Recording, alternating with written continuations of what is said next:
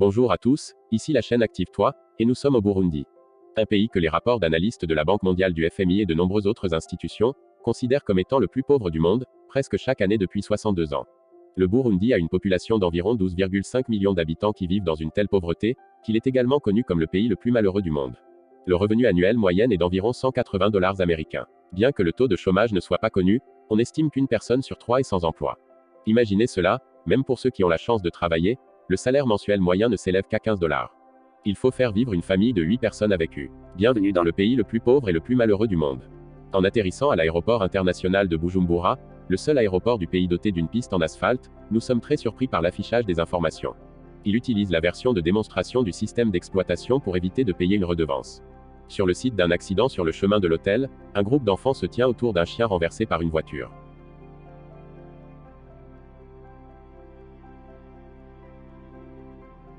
La République du Burundi est située dans la vallée du Grand Rift, au cœur de l'Afrique, où l'Afrique de l'Est rencontre la région des Grands Lacs. La superficie du pays n'est que de 27 834 km². Bien que presque toute la population travaille la terre, cet espace aux nombreuses zones montagneuses ne suffit pas à nourrir 12,5 millions de personnes. La ville la plus peuplée est Bujumbura avec une population de 380 000 habitants. Nous nous trouvons dans le quartier de Buturere. Premier détail frappant, il y a des enfants partout. Les enfants du quartier sont occupés à pêcher. 65% de la population du pays a moins de 25 ans, et 45% en moins de 15 ans, seuls 3% sont âgés de 65 ans ou plus. Ils n'ont pas beaucoup de jouets. Des enfants font tourner un pneu avec un bâton. D'autres jouent à des jeux de société avec des capsules de bière, certains férus des voitures miniatures avec les bouteilles en plastique ou jouent au football avec des ballons creux. Selon les données des Nations Unies publiées il y a 10 ans, l'espérance de vie moyenne de la population était d'environ 49 ans, étant donné que seulement 7,6% de la population a accès à l'électricité, des bornes de recharge de téléphone sont installées dans de nombreux quartiers. Bien que l'année 2021 soit derrière nous, la plupart des habitants utilisent toujours pas de smartphone. Même les séquences d'information dans les avions montrent des images de technologie ancienne.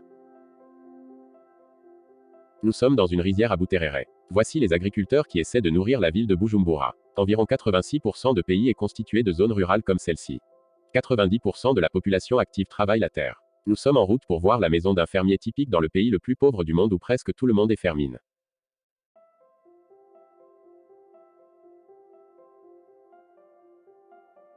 Les sans-abri ne peuvent se laver que quand il pleut. Nous voyons un enfant qui prend une douche profitant de l'eau de pluie.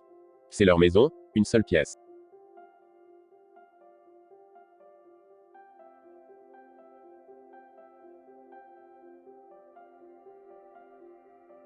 Il met ce tapis par terre et dorme dessus. Tous ses enfants sur les siens. Comment s'appelle-t-il? Quel âge a le fils aîné et que fait-il en ce moment?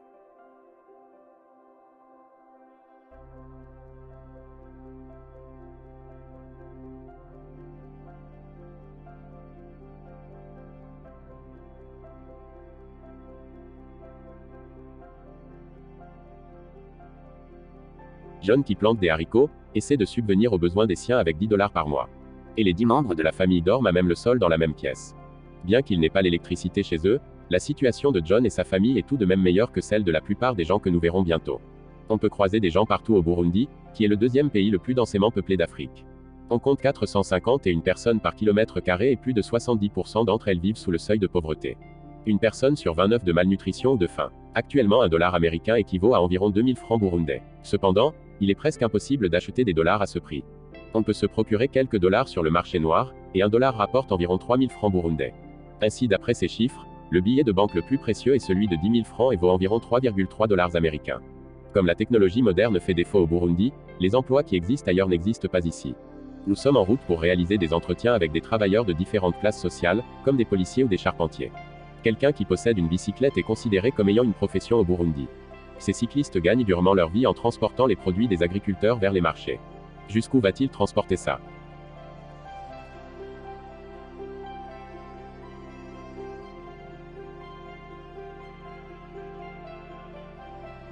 Pieds nus, vêtements déchirés, ces cyclistes qui doivent s'occuper d'une famille de plusieurs enfants, avec 90-100 par jour, risquent leur vie en parcourant parfois 100 à 150 km entre deux villes pendant 10 à 12 heures chaque jour.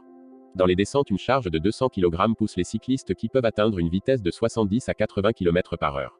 Une défaillance des freins face à des pieds, donc des véhicules ou des virages soudains, ou même l'éclatement d'un pneu peuvent entraîner des résultats terribles. Dans cette lutte pour la survie, ceux qui poussent leur vélo en montée s'accrochent à l'arrière des camions qui passent, pour économiser de l'argent et du temps. Et certains ne trouvant rien à quoi se raccrocher, s'accrochent aux vélos qui les précèdent et les accidents sont inévitables.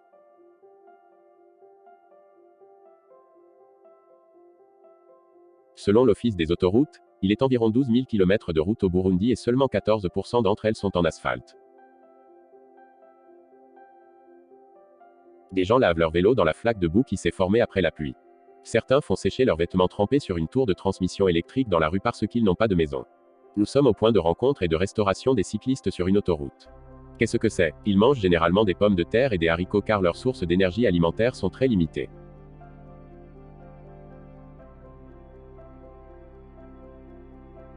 La mendicité est très courante. Qu'elle ait un emploi ou non, certaines personnes demandent de l'aide dès qu'elles voient un étranger, et ce dès le plus jeune âge. Notre voiture ne cesse de tomber en panne et les gens n'arrêtent pas de nous demander de l'argent. L'arbre a empêché la voiture de tomber de la falaise, regardez. Ceux qui ne procèdent pas de Messikate, portent des bananes pour d'autres charges sur leur tête jour et nuit, parfois pieds nus et les transportent des villages vers des villes situées à des kilomètres pour seulement 50 centimes par jour. Ces vies passées à marcher épuisent leur corps et leur santé. À leur terminus, le marché de la ville de Bujumbura, la plupart des produits sont vendus directement par les fermiers car ils n'ont pas la technologie nécessaire pour traiter ou emballer les produits. Sur ce marché qui est le plus grand centre commercial du pays, il n'y a pas grand-chose à part de la nourriture. L'endroit s'appelle Kotebu, certains n'aiment pas la caméra ici, ils ne sont pas habitués. Nous sommes en route pour Gidерga, la capitale du pays et sa deuxième plus grande ville avec une population de 135 000 habitants. Le pays fait constamment face à des troubles politiques. Notre chauffeur porte une veste aujourd'hui, et une Bible sur le tableau de bord de sa voiture pour éviter des contrôles de police. Ici les points de contrôle de la police commencent par une corde tendue en travers de la route. Selon notre guide, ces hommes font partie des mouvements de jeunesse du parti principal, ils bloquent la route pour effectuer des contrôles d'identité. Notre chauffeur présente des documents aux policiers mais ils disent que notre voiture va être remorquée car il y a une fissure dans le pare-brise.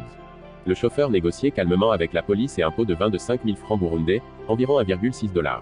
Nous avons pris un des officiers de police dans la voiture pour comprendre comment les fonctionnaires arrivent à joindre les deux bouts quand ils ne demandent pas de pot de vin.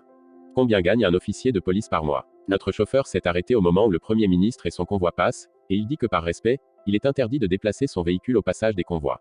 Imaginez les besoins d'une famille de 8 personnes pour un mois. Mais le chef de famille ne gagne en moyenne que 50 000 francs par mois. Un litre de lait coûte 5 500 francs, un litre d'huile de tournesol coûte 9 000 francs, un shampoing 270 000 litres coûte 1000 francs, un kilo de sucre coûte 8 500 francs, 1,25 litre d'eau coûte 1500 francs. Même cette liste qui ne comprend pas les légumes ou les produits carnés dépasse largement le pouvoir d'achat d'une famille. Un morceau de chocolat coûte 2500 francs, un paquet de biscuits coûte 2000 francs, une Red Bull coûte 6500 francs, 750 grammes de chocolat noisette coûte 18 000 francs, un litre d'huile d'olive coûte 29 000 francs.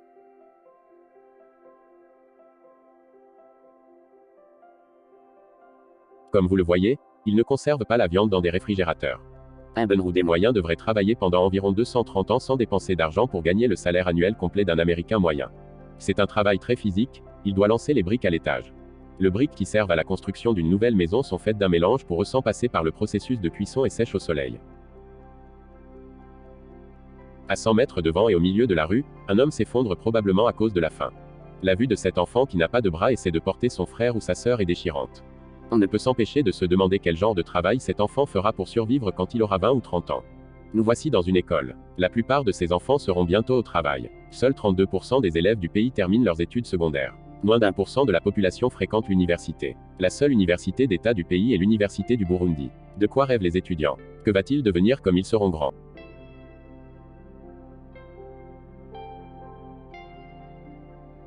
Vous voyez des enfants qui rentrent de l'école. Combien de temps marchent-ils? Ceux qui n'ont pas de sac portent leurs livres dans leurs vêtements.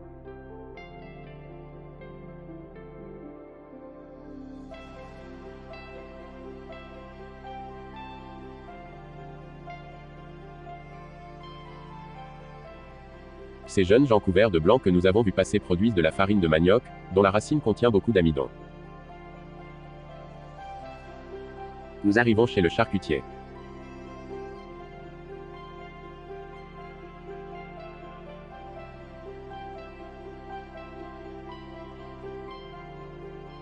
Un embouteillage nous ralentit et les vendeurs à la sauvette se succèdent. Les commerçants n'ont pas le budget pour des publicités professionnelles, ils se font donc aider par des peintres locaux. Ces œuvres assurent la promotion des commerces à la place d'un scène. Les besoins les plus fondamentaux du pays sont entre les mains d'entreprises monopolistiques. Il n'y a qu'une seule entreprise pour le sucre, le café, le ciment et leurs usines sont entourées de murs de 3-4 mètres de haut. Comme la majorité des gens vivent dans les zones rurales, nous sortons des villes et partons pour les villages, afin de voir à quoi ressemble la vie là-bas. Nous faisons quelques achats pour aider les villageois qui vivent dans de très mauvaises conditions.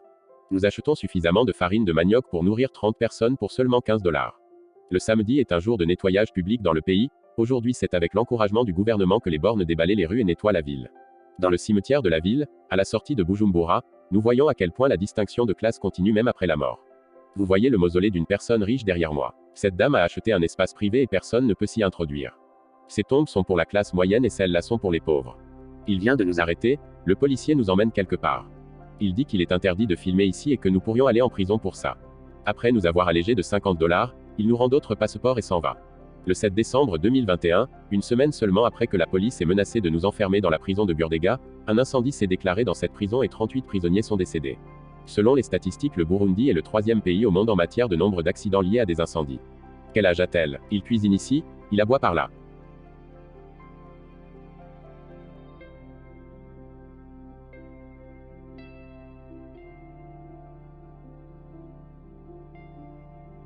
Vous voyez des casseroles et des poêles, il n'a qu'une paire de chaussures, ses vêtements sont par terre. Vous demandez peut-être combien de vêtements contient sa garde-robe. Mais il n'a même pas de garde-robe. Voici le logement et les conditions de vie de cet homme. Cet abri pourrait être la maison de la personne la plus pauvre du pays ou le plus pauvre du monde. Dans d'autres pays, les fermiers utilisent ce genre d'abri pour leurs animaux, mais certains Burundais acceptent d'y vivre. Vous voyez la maison d'une pauvre mendiante. Tout l'espace est là, elle est sans défense quand il pleut. Vous pouvez voir les trous dans le mur. Des sacs en papier ou en plastique et les broussailles forment la structure murale.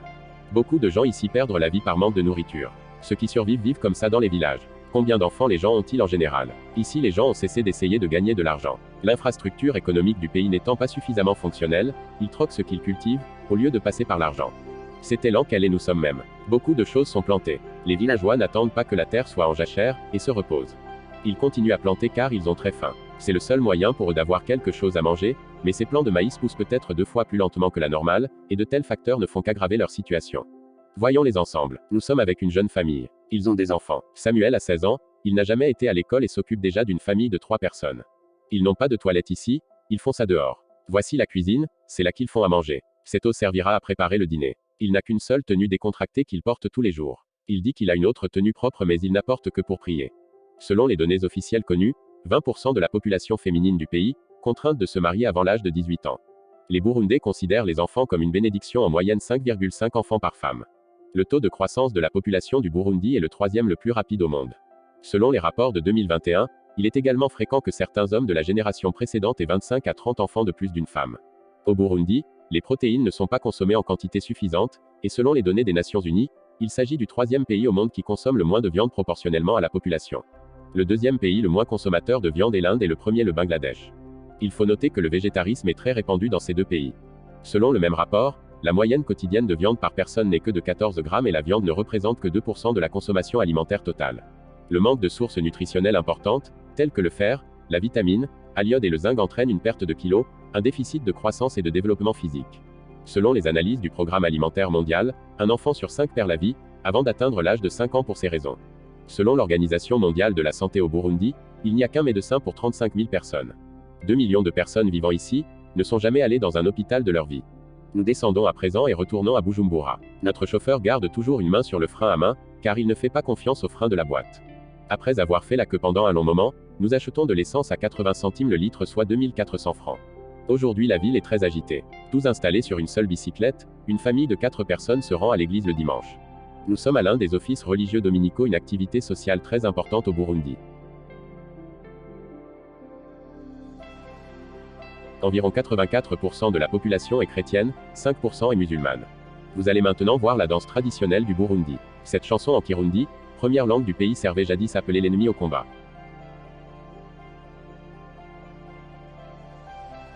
Le royaume du Burundi a fait partie de l'Afrique orientale allemande en 1890 et ensuite été transféré à la Belgique après la défaite de l'Allemagne lors de la Première Guerre mondiale. Le gouvernement belge, qui s'est imposé dans tous les domaines, a introduit la discrimination ethnique à partir de 1933, et a créé des classes différentes en distribuant des cartes d'identité aux habitants en fonction de caractéristiques physiques déterminées. En termes de structure démographique, 85%, 14% et le 1% restant de la population sont constitués de lignes distinctes. Bien que la colonisation belge qui a duré jusqu'au 1er juillet 1962 ait pris fin dans les registres officiels, et que le Burundi a déclaré son indépendance, la population a continué de porter une carte d'identité, indiquant son origine tribale, et ce conflit qui s'est poursuivi jusqu'en 2005, a coûté la vie à environ 300 000 personnes dans ce pays. Les gens d'ici s'estiment chanceux que les Belges leur aient apporté le christianisme. Un célèbre proverbe africain dit, lorsque les missionnaires sont arrivés en Afrique, ils avaient la Bible et nous avions à terre. Ils ont dit prions, nous avons fermé les yeux, quand nous les avons ouverts, nous avions la Bible et il avait la terre. Outre ceux qui ont perdu leurs parents à la suite d'événements malheureux survenus dans le passé, ou à cause du sida, nombreux enfants sont abandonnés par leur famille en raison de l'instabilité économique.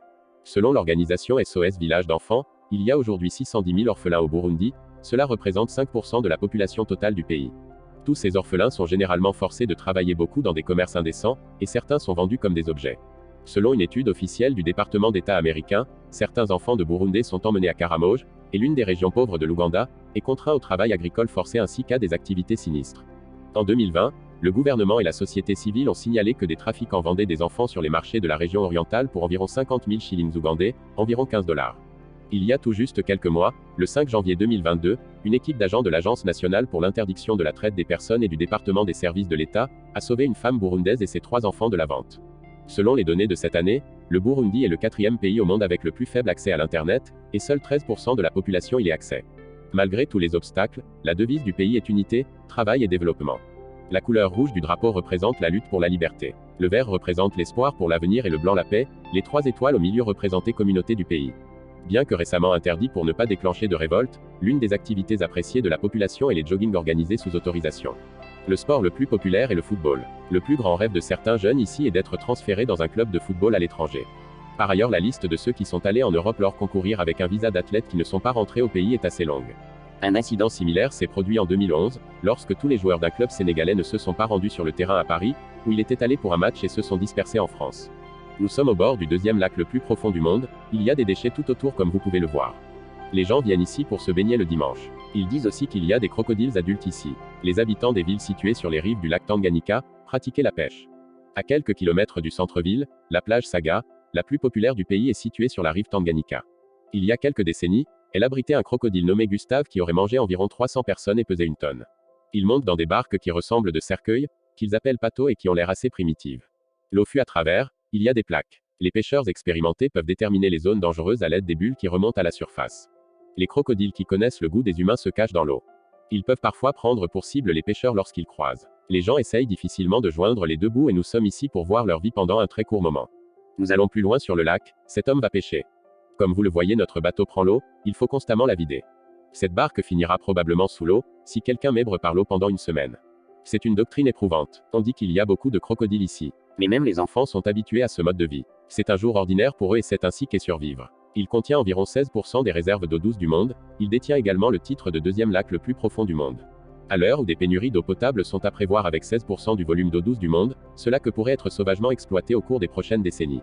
Les principaux produits d'exportation du Burundi sont le café, le coton, les pommes de terre, les haricots, la farine, de manioc, le maïs et les bananes. Ils sont exportés vers la Belgique, la Chine, l'Ouganda, le Kenya, l'Arabie Saoudite et l'Inde. En 2020, le pays a réalisé environ 161 millions de dollars d'exportation, il a dépensé 908 millions de dollars d'importation. Normalement, les écarts entre ces valeurs sont faibles pour les autres pays, mais le taux de déficit des comptes du Burundi est plusieurs fois supérieur à la moyenne mondiale, 50% de ce qu'ils vendent est de l'or. Les Émirats arabes unis achètent de l'or du Burundi et le vendent au monde à des coûts beaucoup plus élevés, en ajoutant une valeur supplémentaire au produit. Lorsque le président du Burundi, Pierre Nkurunziza, décide d'être candidat et a remporté le 3e mandat et soi-disant violé les lois, le pays a été fortement critiqué par le monde occidental.